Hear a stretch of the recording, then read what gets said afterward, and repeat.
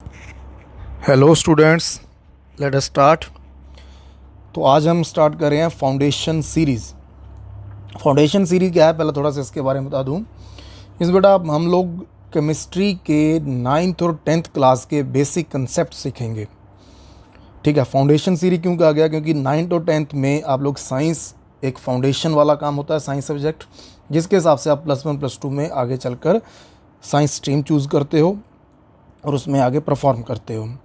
तो क्या होता है कि बहुत बार हम लोग जैसे 9th 10th पढ़ गए, बट हम लोगों का ये कुछ एक कंसेप्ट्स होते हैं जो हम लोगों को प्रॉपरली क्लियर नहीं होते हैं, जिनसे आगे हम लोगों को फर्दर केमिस्ट्री पढ़ने में दिक्कत आती है। तो फाउंडेशन सीरीज़ में हम लोग ऐसे बेसिक कंसेप्ट्स को स्टडी करेंगे। ओके, तो इसके ये इसी तरह से आगे लेक्चर आते जाएंगे। ठीक है, आज हमारा लेक्चर 1 है और क्लास 10th से लेक्चर लिया हुआ है और टॉपिक का नाम है हमारा chemical reactions and equations. Okay, तो टॉपिक है केमिकल रिएक्शंस एंड इक्वेशंस। तो सबसे पहले हम लोगों को जानना है कि केमिकल रिएक्शंस क्या होती हैं। So the first topic is chemical reactions.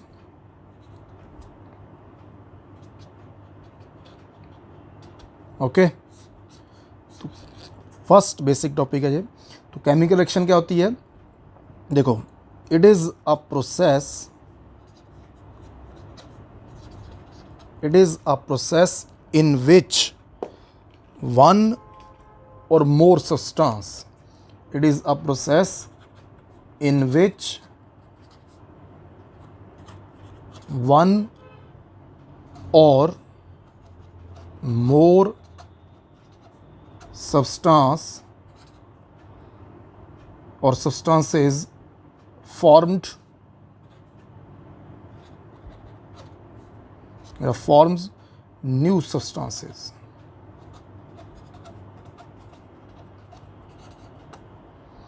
ठीक, तो केमिकल रिएक्शन क्या है, एक हमारा प्रोसेस है जिसमें एक से ज़्यादा सब्सटेंसेस जो है वो नया सब्सटेंस की फॉर्मेशन करते हैं। कैसे फॉर्मेशन होती है, उनमें आपस में केमिकल रिएक्शन होता है। ठीक है, बाई रिएक्टिंग केमिकली, केमिकली वो आपस में एक दूसरे के साथ रिएक्ट करते हैं। उस रिएक्शन के बाद एक नए सब्सटेंस की फॉर्मेशन होती है, तो उस प्रोसेस को हम क्या कहते हैं, केमिकल रिएक्शन। ठीक, और एक कंडीशन इसमें और है, तो क्या कंडीशन है, इट कैन नॉट बी, देखो, and it can not be reversed, it cannot be reversed by physical methods, by physical methods। मतलब केमिकल रिएक्शन उसको कहा जाएगा जब रिएक्टेंट आपस में रिएक्ट करेंगे तो जो प्रोडक्ट बनेगा, ठीक है, वो प्रोडक्ट से हम लोग वापस रिएक्टेंट नहीं बना सकते। ठीक है, मतलब उस रिएक्शन को हम लोग रिवर्स नहीं कर सकते by the physical methods.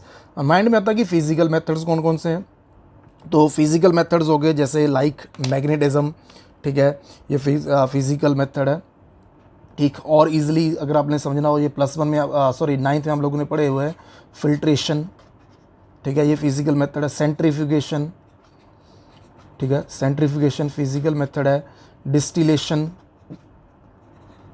Physical method. Evaporation, तो ये फिजिकल मेथड्स आप लोग अप्लाई करके उस रिएक्शन को रिवर्स ना कर सकें।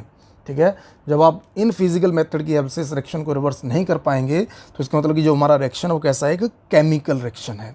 ठीक, तो सिंपली केमिकल रिएक्शन क्या होगा, एक ऐसा प्रोसेस जिसमें एक या एक से ज़्यादा सब्सटेंसेस आपस में रिएक्ट करके एक नए सब्सटेंस की फॉर्मेशन करवाते हैं और उस प्रोसेस को आप लोग फिजिकल मेथड की हेल्प से रिवर्स ना कर सकते हैं।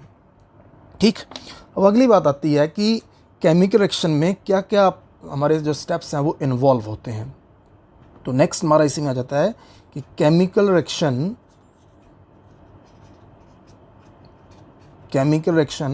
इन्वॉल्व्स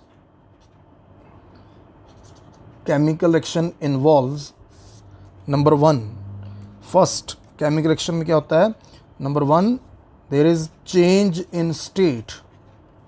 जो आपका सब्सटेंस होता है उसकी स्टेट चेंज होती है।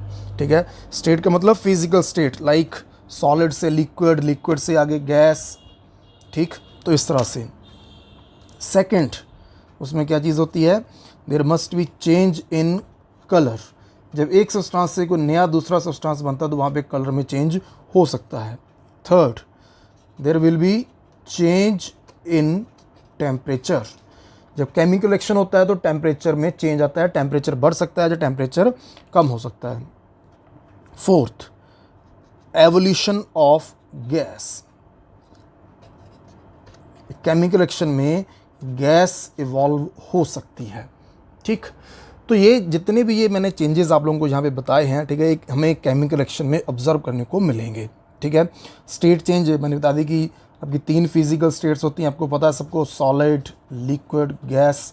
तो जो आपका सब्सटेंस, पुराने वाला सब्सटेंस जब नए सब्सटेंस में कन्वर्ट होता है तो वहाँ पे स्टेट में चेंज हो सकता है, ठीक है। सेकंड, कलर में चेंज आ सकता है, टेम्परेचर चेंज हो सकता है और गैस वहाँ पर इवॉल्व हो सकती है, ठीक है।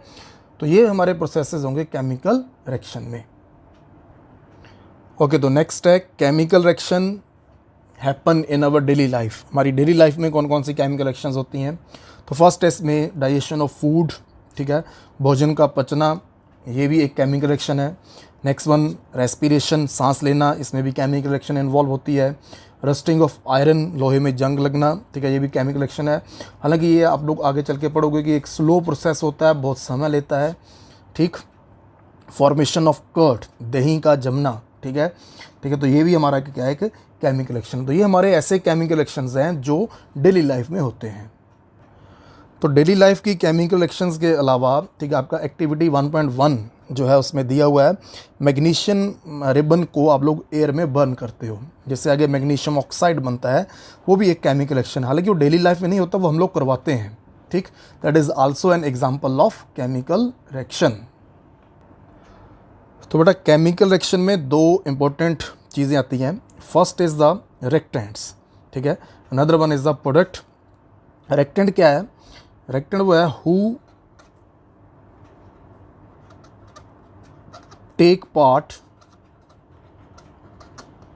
इन केमिकल रिएक्शन। रिएक्टेंट वो है जो केमिकल रिएक्शन में पार्टिसिपेट करता है, ठीक। एंड प्रोडक्ट, प्रोडक्ट क्या है, द सब्सटेंसेस, सब्सटेंस और substances which are formed in a chemical reaction.